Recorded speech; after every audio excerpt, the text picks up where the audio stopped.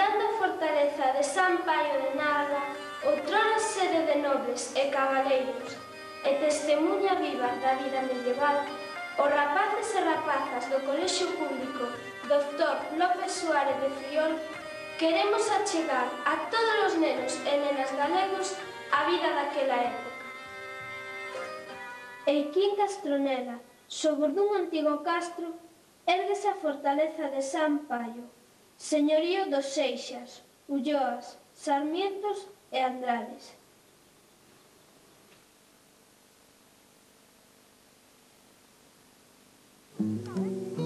Servos e vasalos traballaban a cotío nas terras do señor.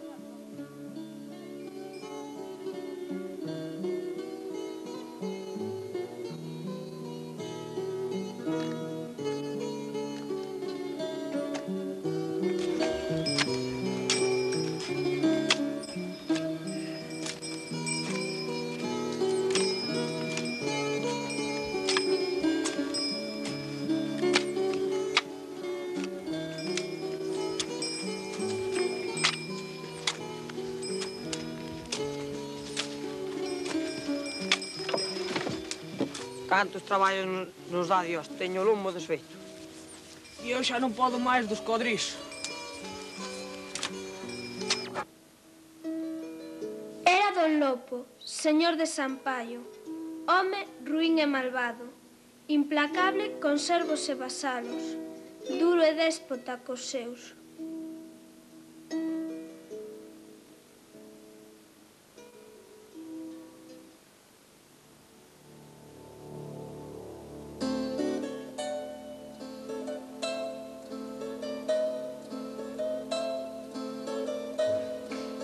Dá vostede o seu permiso? Xa chega horas. Non sabes que é o último día de pago? Sí, mi señor. Vostede xa sabe que o ano foi malo. O pedrusco apedrou o trigo e o carruncho estragou o millo. Déixate de lerias e paga. Abaixo quedan os 3 fanegas de millo, os 10 ferrados de trigo e os 12 robos de patacas.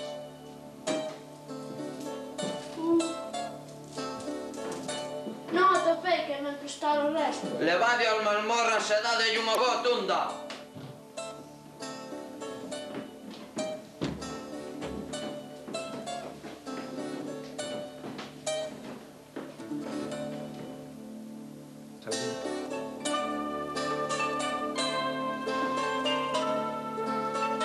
Ao contrario dos labregos, señores e fidalgos disfrutaban dunha vida regalada.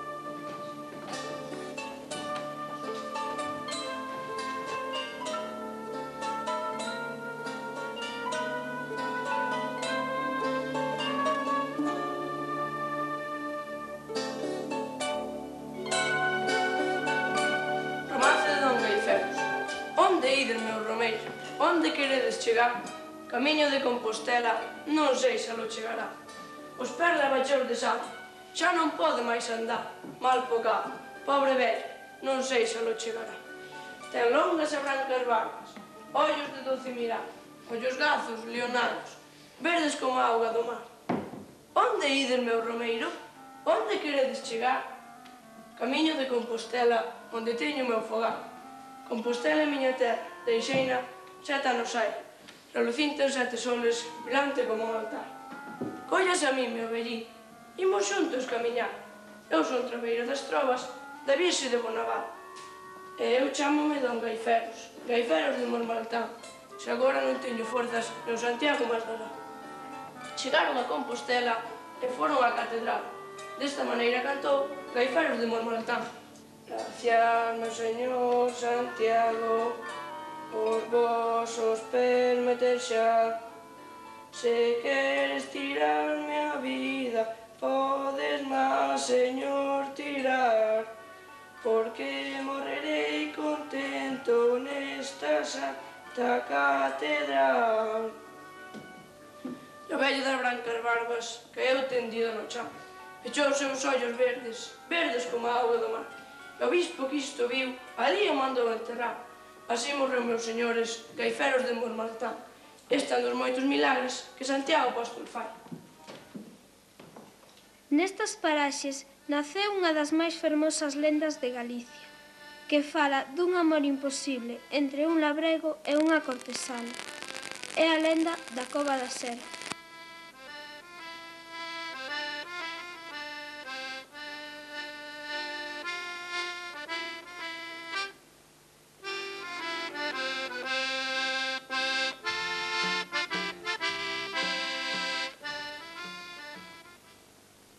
Enterado don Lopo dos amores da súa filla cun mozo labrego, o que representa unha aldraxe para a fidalguía das súas torres, ordea a inmediata ruptura desta relación. Si te volvo a ver con ese paria, encérrate pros restos dos teus días. Sí, padre.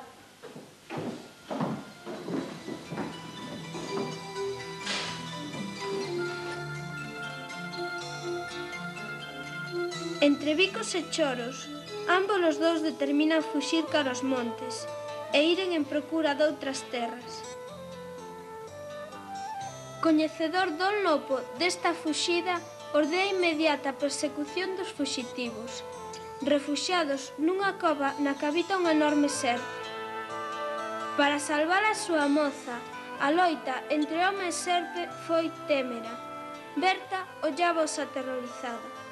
Ao fin, o mozo atinxiu a serpe un certeiro golpe na testa, mais as trabadelas e a presión causáronlle a morte.